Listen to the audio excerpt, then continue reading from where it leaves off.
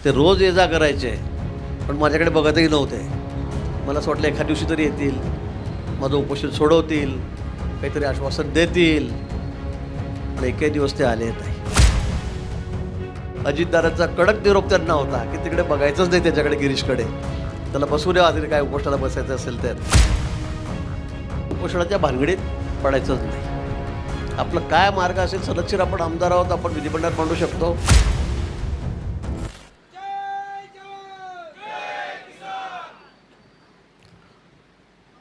उपस्थित आमदार, माजी आमदार, सर्व पदाधिकारी,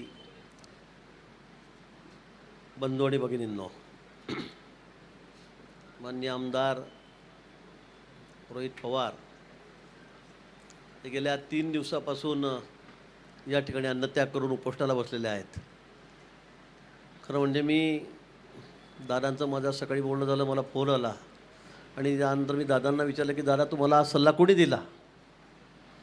कारण मी कापसासाठी 11 दिवस उपोषणाला बसलेलो होतो जळगावला. आपल्याला कल्पना असेल ते 10-10 हजार लोक सकाळ संध्याकाळ रात्र झोपायलासुद्धा तिथे झोपायचे लोक. त्यावेळेला तो इतका गहन प्रश्न होता की कापसाला 6,000 रुपये भाव द्या म्हणून मी उपोषण केलं. खूप गर्दी असायची. देवकरप्पा आपल्या मंत्रिमंडळामध्ये होते, जळगावचेच होते. त्यांचं घर 500 फुटावरच होतं जिथे मी उपोषणाला बसलो. ते रोज ये जा करायचे, पण माझ्याकडे बघतही नव्हते. मला असं वाटलं एखाद्या दिवशी तरी येतील, माझं उपोषण सोडवतील, काहीतरी आश्वासन देतील, पण एकही दिवस ते आले नाही. 5व्या-7व्या दिवशी मी त्यांना निरोप पाठवला, कार्यकर्त्यांना पाठवलं आणि म्हटलं बाबा त्यांना विचारा आपणना की आपले चांगले संबंध आहेत, मला एकदा विचारा तर माझं उपोषण तर सोडा, काही आश्वासन तर द्या, वरती बोला. पण त्यांनी सांगितलं, मला वरतून सांगितलं आहे की अजिबात तिकडे बघायचंसुद्धा नाही. त्याला जितक्या दिवस बसायचं असेल तितके दिवस बसू द्या. आता सांगायला मला हरकत नाही, अजितदादांचा कडक निरोप त्यांना होता की तिकडे बघायचंच नाही त्याच्याकडे, गिरीशकडे. त्याला बसू द्या, तरी काय उपोषणाला बसायचं असेल तर. आणि असं माझं 11 दिवस उपोषण चाललं. शेवटी मुंडेसाहेब आलेत, देवेंद्रजी आले, मुनगंटीवारचे मित्र त्यावेळेला होते, सगळे आम्ही, आमची टीम होती, सगळे त्या ठिकाणी आलेत. आणि मग त्यावेळेला ते उपोषण त्या ठिकाणी माझं सुटलं. आणि म्हणून मी म्हटलं की उपोषणाच्या भानगडीत पडायचंच नाही. आपलं काय मार्ग असेल, सदस्यर आपण आमदार आहोत, आपण विधिमंडळात मांडू शकतो. कर्जमाफी झाल्यानंतर खरं म्हणजे मी दादांना म्हटलं की तुम्ही एक पत्र द्यायचं नसेल मुख्यमंत्री महोदयांना लगेच 2-4 दिवसामध्ये की साहेब मला वेळ द्या, हे जरा थोडंसं मला चुकीचं वाटतं आहे, माझ्या काही याच्यामध्ये सूचना आहे. आपण सांगितलं असतं, साहेबांनी वेळ दिला असता, म्हणजे उपोषणाची वेळ आपल्यावर आली नसती आणि यातून मार्ग लवकर निघाला असता. पण आपण तसं न करता इतर उपोषणाचा मार्ग स्वीकारला. ठीक आहे, तर आपल्याला वाटलं आपण त्या ठिकाणी बसलेला आहात, पण आता या संदर्भामध्ये काहीतरी मार्ग निघाला पाहिजे. आपल्याला माहीत आहे 17मध्ये देवेंद्रजी मुख्यमंत्री असताना आम्ही त्यावेळेला कर्जमाफी केली होती. नंतर यावेळेला तर मागणी नसताना, खरं म्हणजे निवडणूकही नव्हती. आता 4-6 महिने झाल्या निवडणुका, महापालिकेच्या झाल्या, नगरपालिकेच्या झाल्या, विधानसभेच्या आता वर्ष 1.5 वर्ष झालेले आहेत, लोकसभेच्या झाल्या.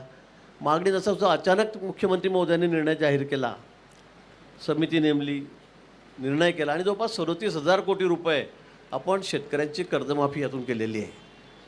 मोठी रक्कम आहे. ठीक आहे, आपलं काही त्या बाबतीत वेगळं म्हणणं असेल आम्ही समजू शकतो. पण याच्यामध्ये मित्राचे CEO प्रवीण परदेशी यांच्या अध्यक्षतेखाली 5-6 सगळे सेक्रेटरी आहेत प्रमुख खात्यांचे, त्या समितीत होते. त्या समितीने 2 महिने अभ्यास केला आणि त्यातून सगळे हे निकष लावून ही सगळी कर्जमाफी या ठिकाणी केलेली आहे. आणि हा आकडा जवळपास 37,000 कोटी रुपयापर्यंत येतो आहे, 37,000 रुपयापर्यंत, 37,000 कोटीपर्यंत. आणि मग हा निर्णय या ठिकाणी झालेला आहे.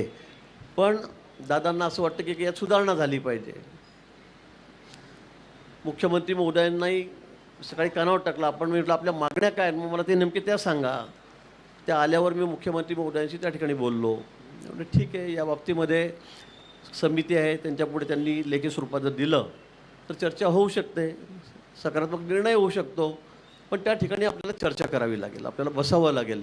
इथे बसून असा तडकाफडकी निर्णय होणार नाही की झालं दिलं, असं होणार नाही.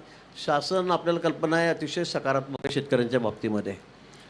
ज्या ज्या वेळेला नैसर्गिक काही क्लायमेटी आल्यात, आपत्ती आल्यात, त्यावेळेला प्रत्येक वेळेला, मग कांदा उत्पादक शेतकरी असो, ते द्राक्ष बागायतदार असो, का त्या ठिकाणी केळी उत्पादक असो, का ऊसावाल्या, सगळ्यांना शासन या ठिकाणी मदत करतं आहे. आता अवेळी पाऊस पडतो आहे, अवेळी गारपीट पडते, अवेळी वादळ सुटतं आहे, निसर्गाचं सगळं चित्र बदललेलं आहे आणि त्यामुळे नुकसानही खूप मोठं आहे.